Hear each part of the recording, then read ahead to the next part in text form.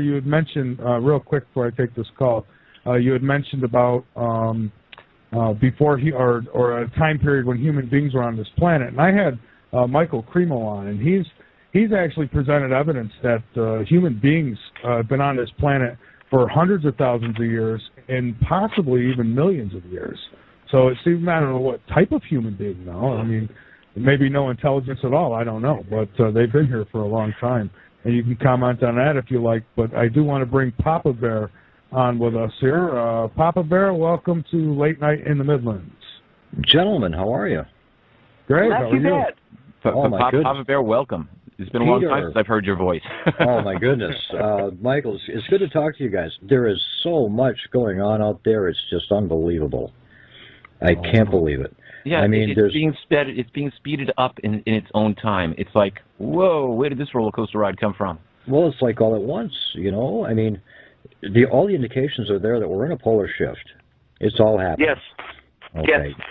And, of course, that's going to change things around quite a bit. But then again, I mean, you know about the Bible, Peter. I'm not sure if you've done the math on Daniel's timeline or not, but it's really close. We're looking at, well, from what I understand, the people are supposed to flee Jerusalem, and actually that's coming up in about 9 days, according to the timeline. Oh, wait a minute, isn't that Obama's going over there? Yeah, right, exactly. Obama's going over there. Right? You know, and they said if he went to Jerusalem, they were going to consider that an imminent threat, an act of war. So, boy, I'll tell you, that guy doesn't know how to make friends, does he? Hell, him coming to the United States has been an act of war. Right, but remember in the last days, barter is going to happen? Okay. Yeah. Now, there's been I do a lot of research. There's something wrong with me. But I've noticed through the Uniform Commercial Code, UCC, that governments and banks have all been foreclosed on.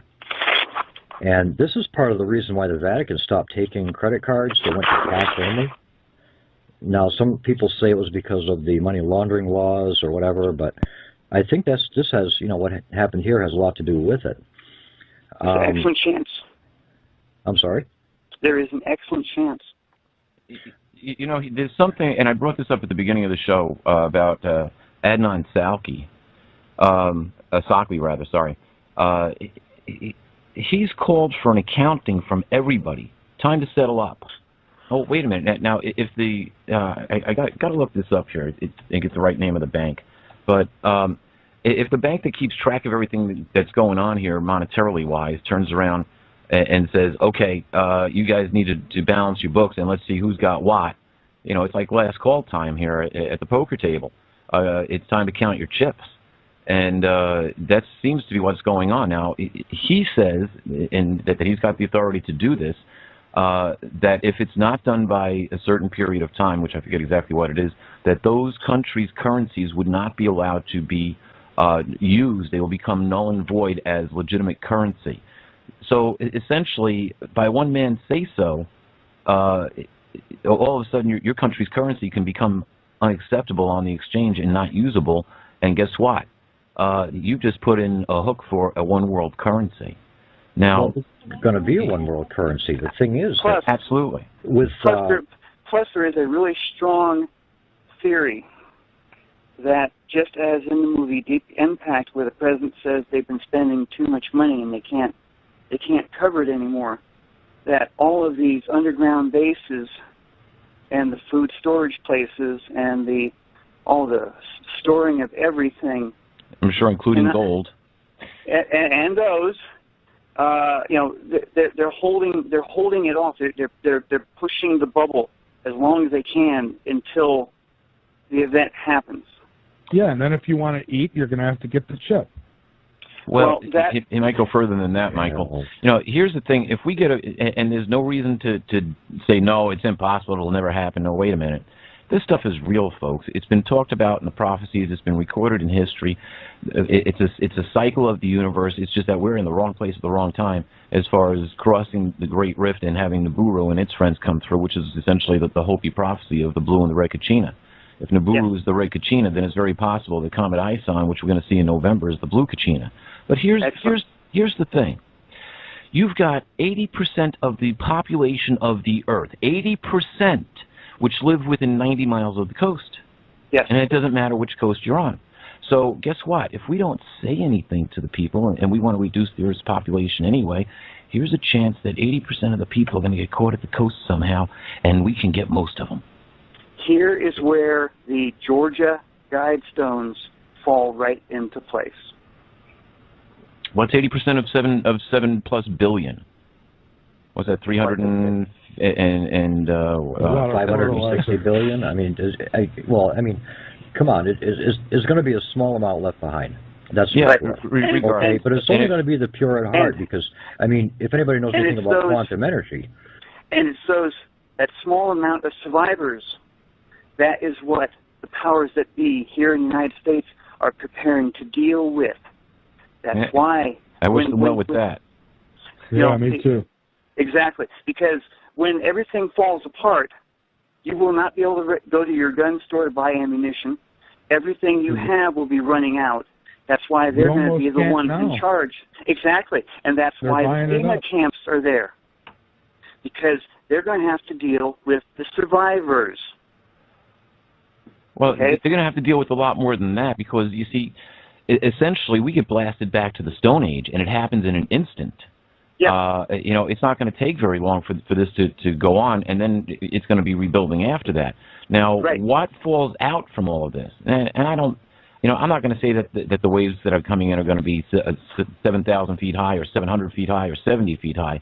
There's going to be some movement there, no doubt, and I would put the idea in the neighborhood of somewhere probably around 200 feet. But still, a lot of people can go wherever they want to go with that number. But still, 200 feet, you still affect 80% of the world's population. Well, in one of the things that Mr. Sitchin said, if I remember it correctly, he said that when the Nibiru does come through, kiss goodbye to 95% of the population on the planet. Yeah, I wouldn't be surprised, because by my own calculations over the years, I'd be glad if 5% made it through this. And that's, it's going to come down to a lot of things. Papa Bear, you started to say something, which I want to know where you were going to go with this. And I apologize, I don't remember where you left off. Do you recall where you left off? Yeah, I was mentioning something about quantum energy. Yeah. Everybody gives off a quantum energy, and it all based around your thoughts. Okay. And it affects everything around you. Let me just interrupt for a second. This is important, because I'm going to make a point at the end of this. There's a lot of importance right here in what Papa Bear is saying. See, the whole universe is made of quantum energy. There's basically 3 different matters. You've got matter, antimatter, and dark matter. And that's what keeps it all afloat. It's no different than Keshe technology with anti-gravity. It's the same thing. It's quantum energy. And we all give that off with our brains, with our brain waves. And we do it with our, with our actions, with our thoughts. And we don't even know about it. I mean, it affects everything around us. It's really a phenomenon and a half. Also, the pineal gland, that's one to be cleansed, because if you can cleanse that, you can actually reach into your inner side, and you'll get messages from yourself you never even knew that were there. I would tend to agree with that. Now, here's an interesting thing. Everything works on vibrations. When you get down right to the atomic structure and subatomic structure, and you get into string theory, it's all vibrating energy, which essentially means everything's vibrating at a specific set speed. Depending on what that set speed is, we get all the molecules that make us up. But where do those little vibrations come from? Well, you see, it goes right back to the creator of all things, and that's where you have to bring in a supreme being. And it all works on vibrations. Good vibrations. That's where it comes down to. Now, here's an interesting thing. When you go to Malachi, the 4th chapter, and you read the 1st and 2nd verse, and this is interesting in comparison with what's going on now, it says that the day will burn like the furnace, and all of those presumptuous ones and wicked ones are going to become as chaff, and they're going to be burned up, and it will not leave them neither root nor bough. It says, but to those who are in fear of my name, the Son of righteousness, and it's S-U-N of righteousness, will bring healing in its wings. The sun with wings. Interesting. Could this be Planet X? Could be. Well, the sun isn't really heat. It's all magnetic energy. Yeah. And that's where it all comes from. So it's not really hot at all. How come every time God wants to heal us, we've got to go through some shit? Well, because look at the world around us. I mean, how do you turn around and get the bankers to come clean? How do you get the governments to come clean? How do you get the church to come clean? How do you get all of business to come clean? How do you turn around and yeah, you see, and these guys aren't going to say, okay, well, we're going to change the way we do business. We're not going to pump oil out of the ground anymore. We're going to give everybody free energy. Well, yeah, where's the money in that? You know, it comes down to that. So this system needs to be removed. The earth is never going to be destroyed. Armageddon isn't the doomsday end of the world. It's the doomsday end of the world system that we're being forced to live under. And it's when we come not making it. Yeah. You struck a nerve, Peter. I'm sorry. Hold on, Papa Bear. No, I'm sorry. You struck a nerve with me because everything that exists exists because of frequency. It's all under frequencies. And if the frequency changes, you know, like the new song that no one's heard, everything, all states of matter are going to change. Yeah, and you see, here's the thing. If we are in harmony, then, you know, it's like when a singer breaks a glass with their voice.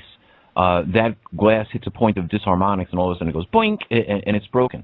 But if we are in harmony with the whole multiverse, so to speak, then guess what? We start to get a healing off of that because we are in harmony. So how do you get in harmony? What are we getting in harmony with? Well, Jesus gave us the greatest commandment. You must love Yahweh your God with your whole heart, soul, and mind. Okay, so who is Yahweh? By best definition, Yahweh is the soul of the multiverse in which we live. Let me give you a definition of soul. Your consciousness and your life force. Now, it's interesting. Genesis says that when we die, he's going to ask it back. So, you know, there you go. All of a sudden, we see this giant white orb of pure energy, and we're getting sucked back into it. Everybody who's got a near-death experience, or just about everybody who's got a near-death experience, gets to see the white light. So, well, I think we're the strongest of the souls. You know, personally, I mean, ever since I was a child, I believe that I came here, I was sent here, was something to do. Okay, yeah. And when I'm done, I'll go back. And that could very well be. I think the strongest of us, the strongest souls, for the most part, we're actually sent here. You know what I mean? Or we asked to be here, just specifically for this event. You know, Papa Bear, I've got to go back to when my mother was like 12 or 14 years old to an event that happened in her life, which made my life possible. Mm. You know, and that event had nothing to do with my father. You know, another way of looking at this could also be this, is that a lot of the people on this planet are ready to step into the next zone, and the ones that haven't won't. Well, you see, that's kind of negative, but that's what we've kind of come up with. And that's where the second part of this, of what Jesus said, comes into play. Not only are we supposed to have love toward Yahweh or build that personal relationship. So how do you do that? Well, you got to learn more about what it's all about, but it's based on love.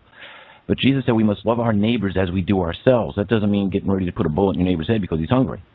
And your enemies. Yeah, you know? He said if you love the people who aren't your enemy, if you do something and you're persecuted for it, then be happy because you were found worthy. And he said, what is it to love your neighbor and not love your enemy or hate your enemy? But isn't it a greater thing to love your enemies too? You know, what am I going to do if there's a whole militia walking down my street with rocket launchers and whatever else they got standing behind them, I'm going to turn around and I'm going to stand there in the middle of the street and say, "You can have my gun when you peel my gold with dead fingers off of it," and start shooting? What are you nuts? That's sick. You know, don't misunderstand me. I see all the talk about gun laws, you know, and everybody wants to repeal them, this, that, and the other. And I'm probably one of the guys out there on Facebook that's saying, hey, we've got a Second Amendment right, not to mention the Militia Act of 1903, you know. But the only gun I have is so old it doesn't even have a safety. And those are the people that the powers that be are going to have to deal with when this stuff does happen, when everything calms down and the dust settles. They're going to have to reassert authority. That all depends. That all depends on the timing of this, because you see, these events point to it essentially points directly to Revelation, the 19th chapter. And now you've got another extraterrestrial or alien event that's going on. It says the King of Kings and Lord of Lords is coming back with the armies of the heavens, or the armies of the multiverse. And when you go by the numbers that are laid out in Revelation, it's 2 to 1. But not only that, the immortals are right with them. So you're dealing with powers that it's like I said to a guest who was a channeler for the Galactic Federation of Light, and she totally agreed. I said every knee will bend before the immortals, both human and alien, or they will be held to pay. Yeah. Absolutely. Love the sinner, hate the sin. That's all you can do. You know, that's it. Wouldn't it be great?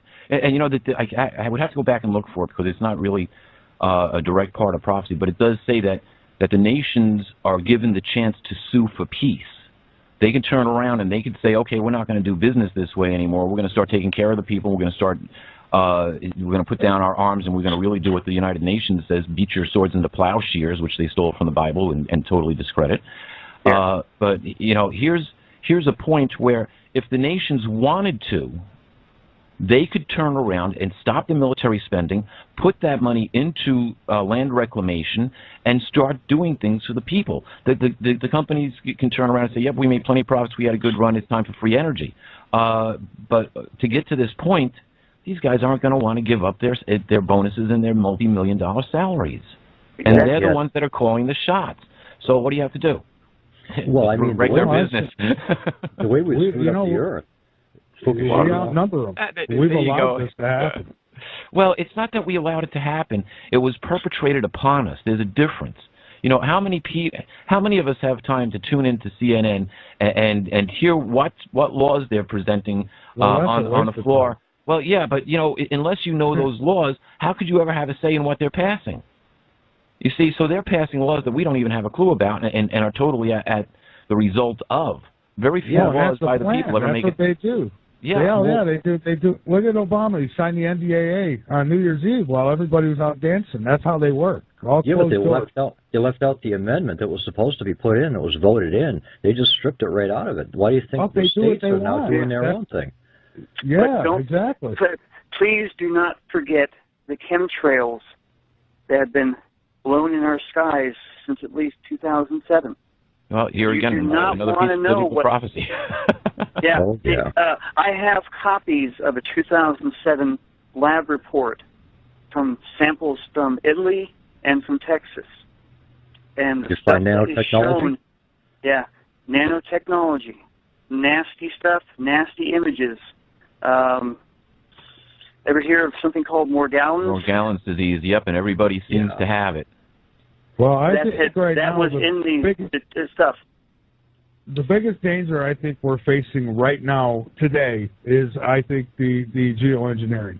I think that it's just, you know, the stuff that they're throwing in our air, and now we're at a point, I was talking with Peter about this earlier, we're at a point now where we're screwed if we do and screwed if we don't, basically. Exactly.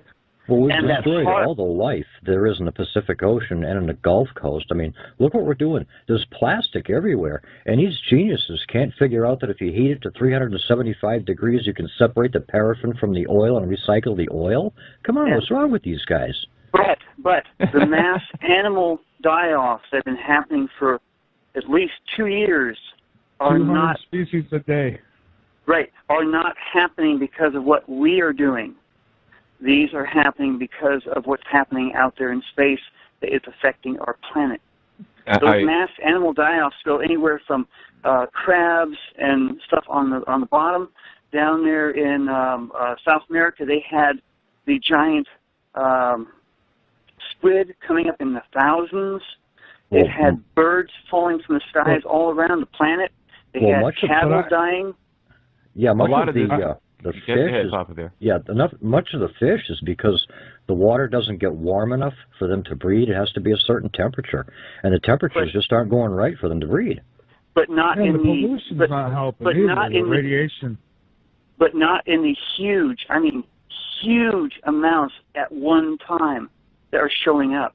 I agree with you. We have badly polluted this planet, but these mass animal, fish die-offs are all because of what's been happening for the last 2 years. Well, the Earth is and the news media has been downplaying or refusing to even mention. The news media is under a mass order to not talk about anything out there in space. All of this stuff that's been showing up around our sun for the last 2 years has been like saying, "Look at me. Why aren't you guys talking about this?" Right. Well, the Earth is a living organism. Ocean floor, and we got methane. A lot of methane coming up. Oh, yeah. Well, the Earth is about ready to shed its parasites, and that's the people. Yeah. And there have been seen recently, a lot of people have been finally looking at the SOHO images and the stereo behind images. There are huge probes being seen around our sun. These probes are trying to keep our sun quiet while this thing is going through. That's an interesting observation, and I've actually, one of my Facebook friends up out of Canada who sometimes listens to the show, he was right on top of this. He started posting things on my Facebook page, and what you see are these go to little... your page tonight. I wish you the best finding it. I've got a very active page.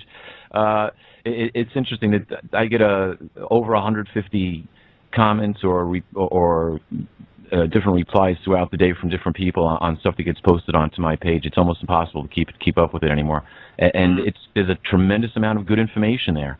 There really is. So, and it's not just stuff that I post, it's stuff that other people post. And this one friend of mine posted this stuff. You look at the sun, and this is right from, I guess, one of the, I'm not sure which satellite it was actually from, but it was essentially the infrared image of the sun. And so you can see all of the ejecta that's coming off of the sun in the coronas that are being poured off. And all of a sudden you see this little thing that's traveling through this stuff. It's making a way, kind of like a boat does. And you see it go up to the sun, and then it looks like it takes a little bite, and then goes away with this little... No, there's more dangers. And I go on the record as saying, for me, I think geoengineering is the most dangerous threat that we face right now. And I know I think there's many reasons for the chemtrails.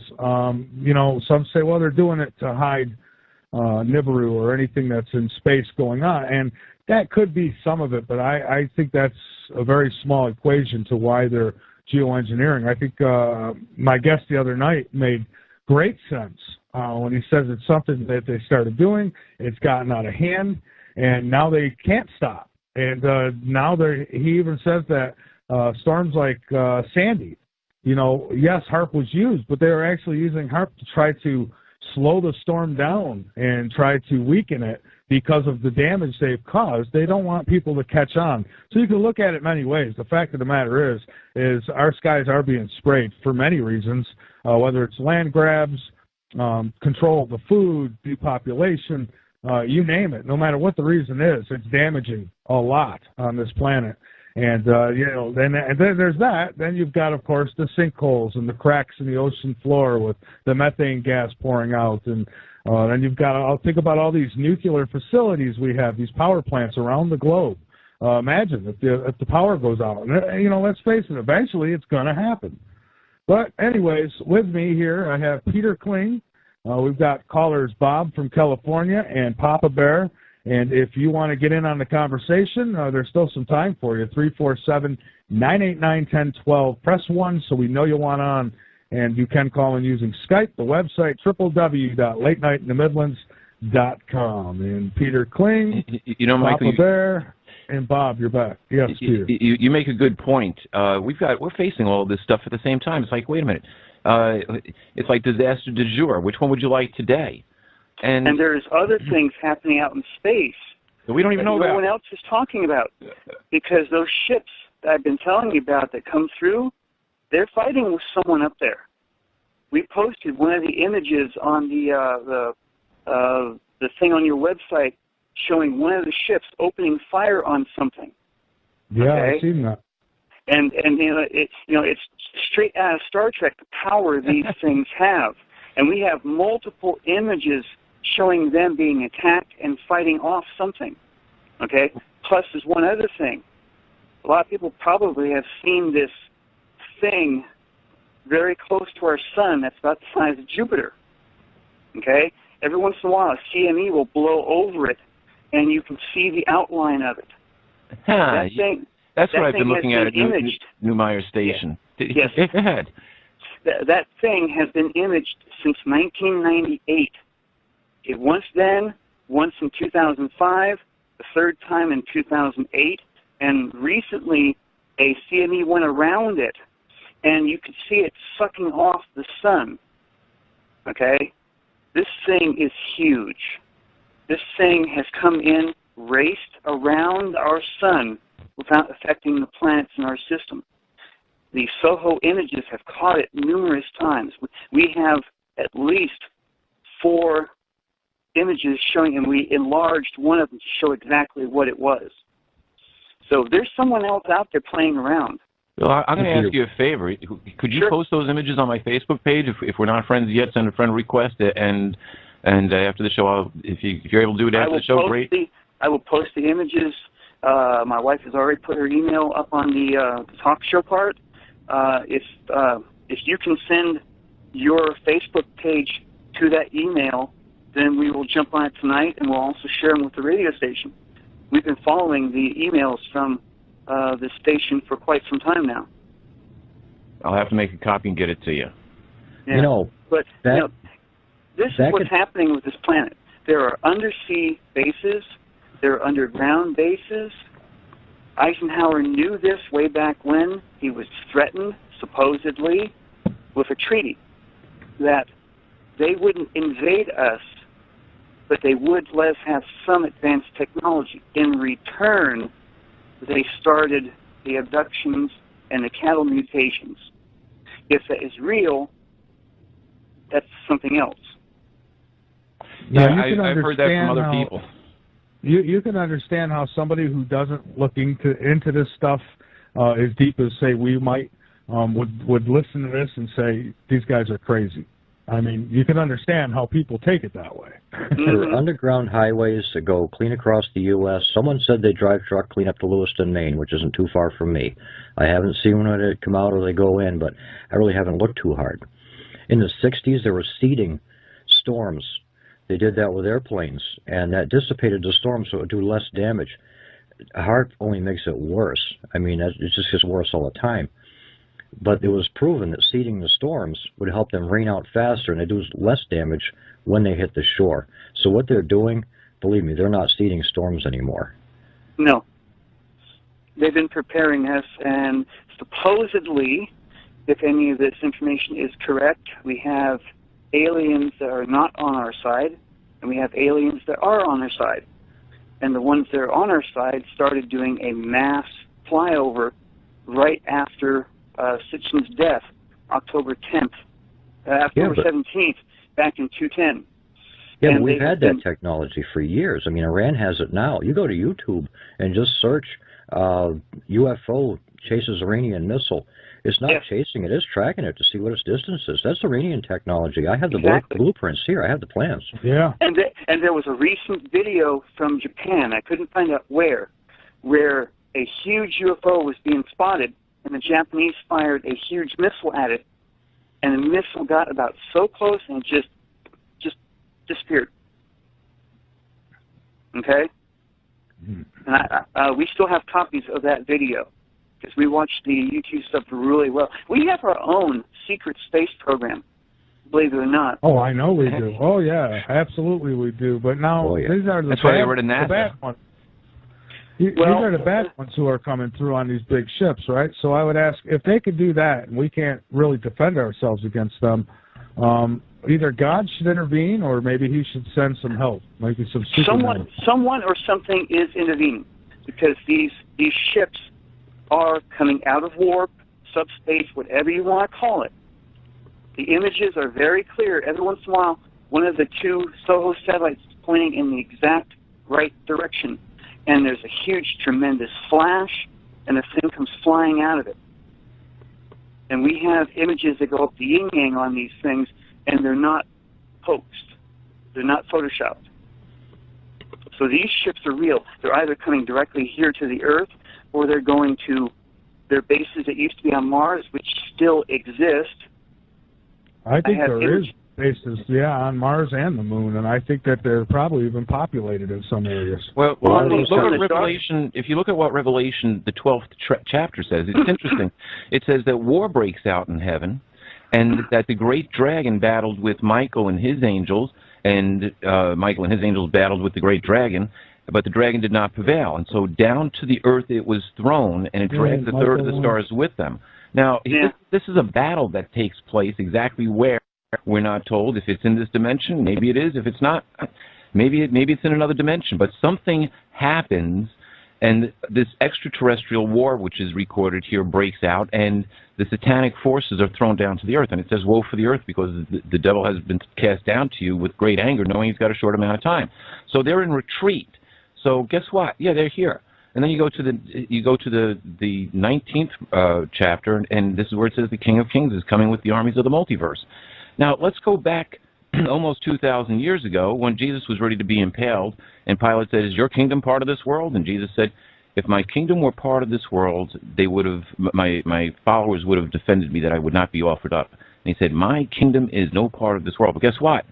Evidently, this Earth, this planet, is now part of this life form that we know as Jesus. It's in his kingdom, and it's in violation, and there's a war going on. And yeah, that's why we are seeing these things. And people just like, oh, yeah, UFOs, whatever. No, you know what? This is exactly what it says. Now, it's interesting. There's a scripture which says that there are 4 angels which are holding back the winds of the earth. Exactly who's in command of these 4 creatures, these 4 life forms, these 4 extraterrestrials, we're not told. We're told that they're holding back the destruction. Once they release these winds, it's like we get hit from every side, so to speak. So there's a whole record throughout the biblical, right in our very creation, there's a whole record of alien involvement or extraterrestrial involvement within the human race right into our future. And the church has done its best since they put the Bible canon together and realized what it contained. They did its best to keep it subdued, and then in the last 100 years start to scoff at it. And we've had more people turn around and say, oh, the Bible's been changed so many times. Well, why does it still carry the same E.T. story all the way through it from Genesis to Revelation? Exactly. Come on, guys, wake up. You know, it's the whole story, and it can all be verified historically. Why certain prophecies are given at certain junctures? Well, that's part of what we have to find out, because those prophecies still apply today. No, I'm glad you mentioned that. You mentioned Enoch earlier. Oh, fantastic book! That'll blow your mind. Well, I'm saying not Enoch. What was that one prophet you told me about that you mentioned earlier? I forgot now. Was it Malachi? Not Malachi. Malachi's the one with the sun with the wings. Let's see. There was one prophet that talks about the 200 with the human females and stuff. I can't remember his name right now. That's from Enoch, but it's taken out Enoch. of and the book of Enoch. That's actually taken out of the Anunnaki story. Well, because the 200 were the Eligi, which came down from the moon, and they demanded the human females. Now you want to hear something even more interesting? Yes. The other day I did a search. How many Hindu gods were there? I know there was a lot, but I didn't know exactly how many. I did a search, and it's interesting. I came up with the number of 330 million gods there are in the Hindu religion. And I'm thinking 330 million. I was like, whoa, isn't that interesting? Because when you run the numbers from Revelation, it talks about myriads of angels that are on the loyalist side, and that number can calculate out to 200 million. And if the demonic forces number 100 million, doesn't that come out to 300 million? Yeah, close enough. So here you have the Hindu religion named them all. and then there's the watchers in the sky who are watching us. Which I may believe I had a personal visit from. Some blue orb appeared right between me and the flying deer and stopped it from coming through the windshield of my car, and I was traveling over 60 miles an hour. It left a nice round indentation in the glass. It was wild. It was absolutely wild. It came out of nowhere. It just appeared. So I have to believe that it was interdimensional, and boy, what timing. So it goes to show you that time is relative. It popped in and popped out. Who knows where he was before? Maybe he was sitting down the front having a drink. So I got to go save somebody's life. I'll be right back. Bink, bink. Well, according to astrology, we're in the age of enlightenment, or the age of Aquarius, which is probably where this quantum energy is coming from in the universe. It's why some people are actually waking up, the ones that are kind of tuned in, if you will. You bring up a good point, because we're supposedly going through the photon belts, which lasts 2,000 years. Now, the interesting thing about this is when you compare it to what it says in Revelation, the 21st chapter, within this, the photon belt is supposed to help repair DNA, and it shortens the half-life of radiation. It's supposed to do all wonderful things for the planet. Maybe that's why the chemtrails are out there. but it's supposed to cause a personal awakening and understanding. All of a sudden, you start becoming more aware. Question. And so do your children. Which will allow us to go to the next level. Yeah, because it's through the next 1,000 years that our DNA is totally repaired and we're brought back to perfection. And then, as it says in Revelation, the 21st chapter, we're brought together with the energy of the multiverse. DNA is changing now. There you go. What the hell are they battling over? Is it us or amongst themselves? Good No, question. it's over us. It's over our future. This is they can't have this is the satanic seed versus the woman seed, which is all coming down to a battle now. And it's the woman seed which will, you've got the story of Gaia. Okay, well, there might be a correlation. But you see, it's understanding the organization of it, that there's actually a multi-dimensional organization. You're actually going contrary to the vibrations which the dynamic energy of this multiverse is giving off. It's already foreseen what it wants, and it's going to have it regardless of what the situation is. And so the harder you resist, the more pain you endure. So stop resisting, love everybody, and let's get over this thing. Exactly. Right. And Michael, it was mentioned. Oh, go ahead, Pop. I'm sorry. I just wanted to say thank you for allowing me into the conversation this evening. It was delightful. I wouldn't have missed this for the world. Well, we enjoyed your comments. I'm just glad that you guys allowed me to come into this conversation. Yeah, Bill, you've got some excellent information. I would encourage you to turn around and get a copy of my book, Letters to Earth, You Can Survive Armageddon. I didn't write this to turn around and be an author in this last days movement, if you want to call it that. I did the research for myself, just because I needed to have, I lived in a duality, essentially, between science and the Bible, and until I turned around and started saying, aha, that's how this fits to that, and it took a 35-year process to do that. And then somebody said, you need to write a book. So I did. But you'll find it interesting, because I looked for the answers for myself. I needed to know where we came from, how we got here, what our purpose is, and what kind of future are we going to have. What was the whole purpose for creating the children of God? Let us create man in our image. What changed here? Folks, you're going to have to tune in on Friday. I'm actually going to be back, I think, on Friday. Is that right, Michael?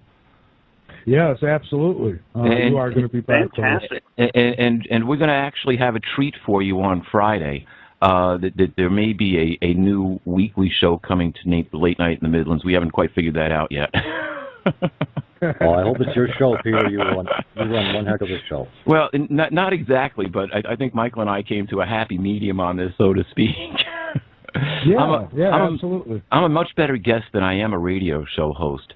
And Michael's a much better radio show host than he is a guest, so it works out nicely. We're going to actually co-host the show together. We just have to, put it together. I've got a great name for it. I don't know if Michael likes it or not, but you'll hear more about this on Friday. So join us on Friday night, and bring your questions and make your comments. I mean, Bill, you've made Bob, you made some great comments tonight and had some fantastic information. And it's this type of personal research that not everybody has the time to do. So when they can hear about this and then they have access to where you are or to that information, it only goes to build their faith that something has happened. And look, we've got the documents and the data to prove it. Yeah. So bravo to you. If you're looking for great questions again. If you're looking for a bland personality to join in, just give me a call, okay? I mean, I'd be more than happy. Well, you know what? Listen in with us and call anytime you like, and you don't even have to agree. That's we will be listening also. Well, I certainly hope so, because the more people that listen, the more people that tune in. I don't candy coat anything. My life is an anomaly in itself. That there's no reason why I should even be here, except to tell other people the knowledge which I've been able to accumulate and let them decide if it makes sense to them or not. It made sense to me. So we've got about 2 minutes left here. Folks, I'm going to sign off. Actually, wait a minute. Actually, we don't. We got, if you want it, we still have 32 minutes because I started a half hour late. Oh, really? I'm looking at the clock thinking that we're going to run down here. Well, I'll tell you what. I would have been interrupting already. Well, if I can, I need to give a warning. I'm not sure how much longer my phone will last, so if it accidentally goes beep, you'll know what happened. Not a problem. Where can people find out more information? You said that you put your email address on there. Why don't you give it out so people can write it down? It's in the chat now. We just posted our website in the chat room. Okay. It's the Colburn. Let me go back here. I'm tired. I just threw it in with the Colburn Planet X Nibiru group. It's a Yahoo group. It's posted right there in the chat room. Okay, I'll have to go. I'll have to check that out right after the show. I hate doing anything on the computer while while we're on the air because I know how easily Skype tends to mess up on us. So whatever. Yeah. I don't even want to go there. We've lost 2 desktop computers and at least 7 hard drives and laptops since doing this research. Oh, I don't doubt that at all. When I started writing my book, I lost 2 hard drives. You want to talk about being totally upset? And I started backing up everything everywhere that I could on different mediums. Yeah, so they know when you're starting to do something. They keep track of all this. Now they want to record everyone's conversation and store it. So we're already doing that. Homeland Security, then. Let's give them a shout out. Hello, Homeland Security. I hope you've enjoyed the show tonight. Come on as a guest. We'd love to have you. We've got lots of questions to ask.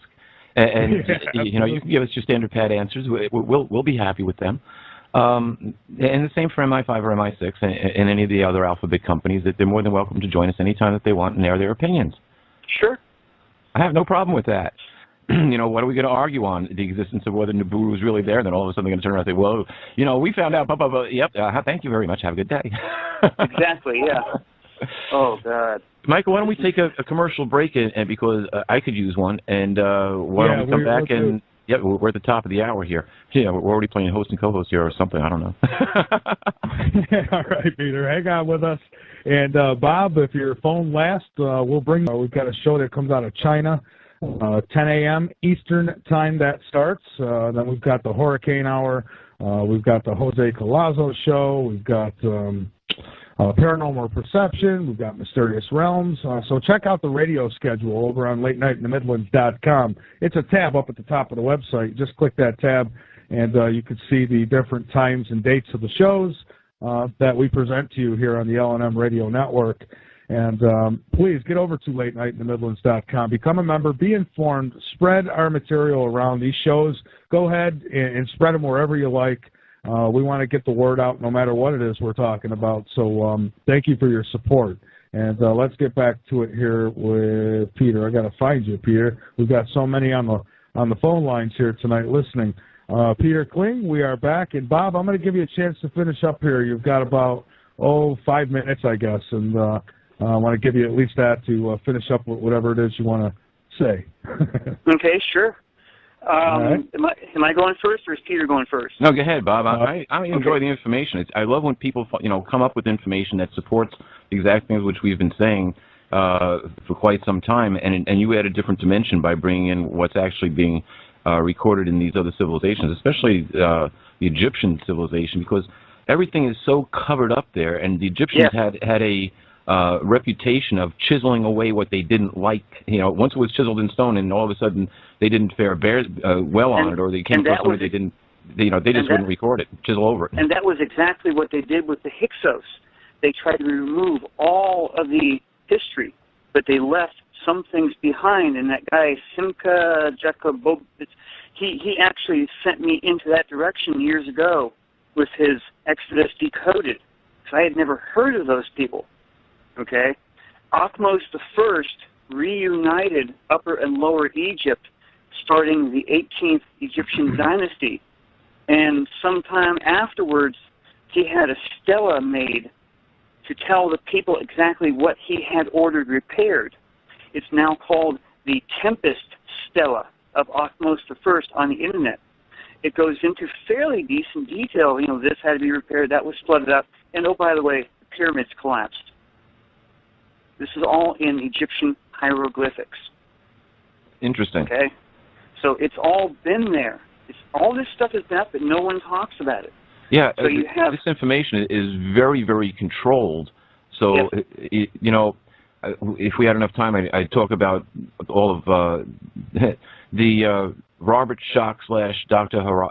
Hari Zawas situation, where Schoch said, hey, there's a cavern down there, and for years, Zawas would say, no, there's not. No, there's not. Yep. Until they said, oh, we found the tomb of Osiris, but nothing was in there. Yeah. It was looted. Wait a minute. Isn't this where Edgar Casey said we'd find all that information? And I know for a fact it was taken at. Well, I can't say I know for a fact. I've got an interesting personal encounter with somebody who was digging over there and interesting information was relayed that they did indeed take stuff out of that tomb and that it was smuggled away in the wake of 6 deaths. Let me try and go into it a little bit. Okay, Ippawar, like I said, was a highly trained Egyptian scribe. Akhmos I, after the Exodus, demanded to know how the god of the slaves, his magic was more powerful than all of Egypt's magic. So he demanded to have all of the information on this god brought forward and archived. This is why you have all those old Sumerian tablets still. Okay? Afterwards, Ippawar's reports were split up. Part went into other areas which became part of the Kolbrin, Kolbrin. There are a huge amount of ancient texts in there that talk about the destroyer coming back time and time again. The destroyer is one of the many names that Nibiru has been called over the centuries. In Ippawar's work, he mentions that a tremendous flood came into Egypt and had everything flooded. Robert Schoch mentioned years ago that there was water damage all around the Sphinx. Absolutely. We've been trying to get him to at least answer, was this part of that, but we haven't gotten anything back from him. Because there are actually 2 parts of Ippawar's works. A huge amount went into what became the Kolbrin Bible, just the Kolbrin, to keep it simple. The other one was one scroll that was found, I think back in the 1800s, where in his same text and talking, he talks about how everything was severely flooded.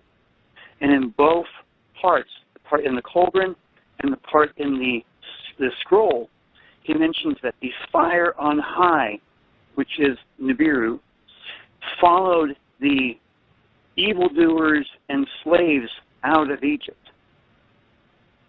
And that's where it happened. That's where several days later the Pharaoh was killed, battling the tail end of not only the eagles and slaves, but a huge amount of Egyptians that went with them. Okay? I will send you a copy of the Kolbrin version, and you can easily pick up the Ippawar version on the internet.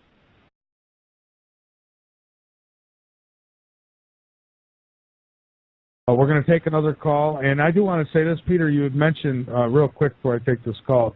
You had mentioned about before or a time period when human beings were on this planet, and I had Michael Cremo on, and he's actually presented evidence that human beings have been on this planet for hundreds of thousands of years and possibly even millions of years. So it seems, I don't know what type of human being now. I mean, maybe no intelligence at all, I don't know, but they've been here for a long time. And you can comment on that if you like, but I do want to bring Papa Bear on with us here. Papa Bear, welcome to Late Night in the Midlands.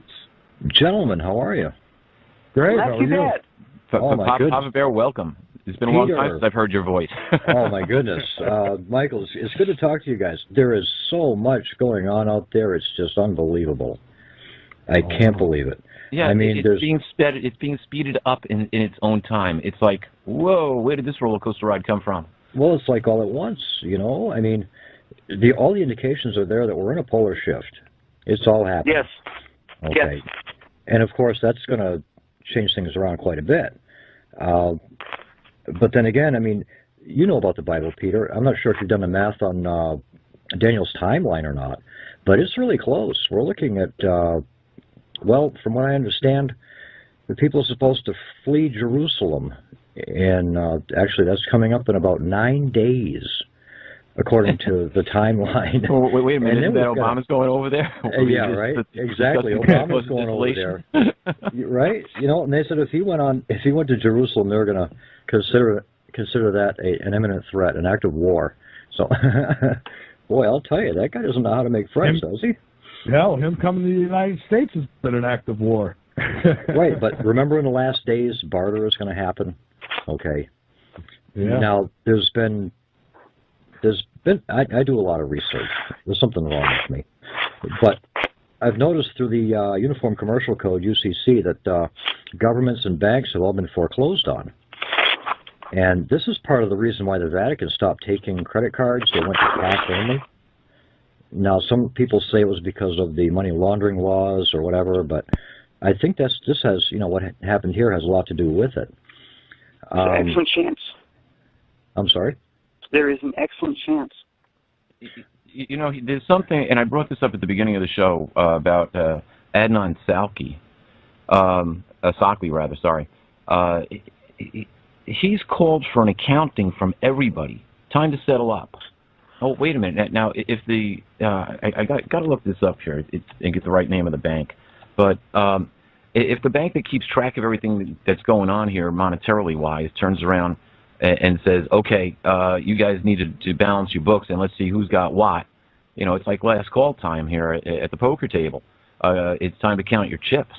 And that seems to be what's going on. Now, he says that he's got the authority to do this, that if it's not done by a certain period of time, which I forget exactly what it is, that those countries' currencies would not be allowed to be used. They will become null and void as legitimate currency. So essentially, by one man's say-so, all of a sudden your country's currency can become unacceptable on the exchange and not usable. And guess what? You've just put in a hook for a one-world currency. Now, it's going to be a one-world currency. The thing is, plus, absolutely. Plus, there is a really strong theory that just as in the movie Deep Impact, where the president says they've been spending too much money and they can't cover it anymore, that all of these underground bases and the food storage places and all the storing of everything, I'm sure including gold, and those, they're holding it off. They're pushing the bubble as long as they can until the event happens. Yeah, and then if you want to eat, you're going to have to get the chip. Well, it might go further than that, Michael. Here's the thing: if we get and there's no reason to say no, it's impossible, it'll never happen. No, wait a minute. This stuff is real, folks. It's been talked about in the prophecies. It's been recorded in history. It's a cycle of the universe. It's just that we're in the wrong place at the wrong time as far as crossing the Great Rift and having Nibiru and its friends come through, which is essentially the Hopi prophecy of the blue and the red Kachina. If Nibiru is the red Kachina, then it's very possible the comet Ison, which we're going to see in November, is the blue Kachina. But here's the thing. You've got 80% of the population of the Earth, 80%, which live within 90 miles of the coast. Yes. And it doesn't matter which coast you're on. So guess what? If we don't say anything to the people, and we want to reduce the Earth's population anyway, here's a chance that 80% of the people are going to get caught at the coast somehow, and we can get most of them. Here is where the Georgia Guidestones fall right into place. What's 80% of 7+ billion? Was that 560 billion? I mean, come on, it's going to be a small amount left behind. That's okay, but it's only going to be the pure at heart because, if anybody knows anything about quantum energy. And it's that small amount of survivors. That is what the powers that be here in the United States are preparing to deal with. That's why. I wish them well with that. Yeah, me too. Exactly. Because when everything falls apart, you will not be able to go to your gun store to buy ammunition. Everything you have will be running out. That's why they're going to be the ones in charge. Exactly. And that's why FEMA camps are there. Because they're going to have to deal with the survivors. Well, they're going to have to deal with a lot more than that because, you see, essentially we get blasted back to the Stone Age, and it happens in an instant. Yeah. It's not going to take very long for this to go on, and then it's going to be rebuilding after that. Now, what falls out from all of this? And I don't, I'm not going to say that the waves that are coming in are going to be 7,000 feet high or 700 feet high or 70 feet high. There's going to be some movement there, no doubt, and I would put the idea in the neighborhood of somewhere probably around 200 feet. But still, a lot of people can go wherever they want to go with that number. But still, 200 feet, you still affect 80% of the world's population. Well,